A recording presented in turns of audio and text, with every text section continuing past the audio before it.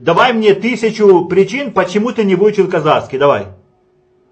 Смотри, в школе нам преподавали со времен школы. Я вообще не любил казахский, там отвратительный язык. Вся семья у Что? русская. Казахский? Какой язык казахский? Да, отвратительный. Ёпересете.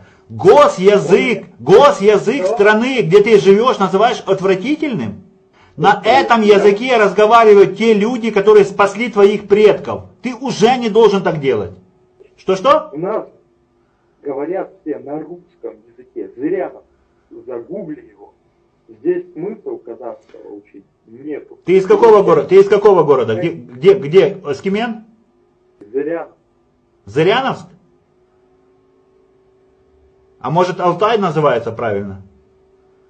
Ну да, его переименовали. А ты еще этим живешь, да, Володь? Ты ни грамма не уважаешь титульную нацию. Ты ни грамма не хочешь интегрироваться в это общество. Я тебе объясняю то, что мне не пригодился ни разу. А ты уже все сдох? Сколько тебе лет? 22 года тебе, да?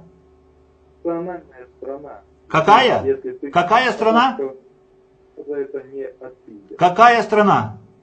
Многонациональная. Ну и что? Что это меняет? Это не нужно знать госязык? Ну да, он обязателен. Но у меня Ты знаешь обязательный госязык или нет? Чтобы выучить язык, сначала нужно желание. Я здесь живу, я здесь родился, это моя родина. Не то, что весь Казахстан, а именно этот город, где говорят все на русском. Да, здесь есть, которые на казахском говорят, но они знают русский в совершенстве. И в основном пользуются русским языком. Это Усть-Камань, да? Ну, близко к этому. А, Зыряновск.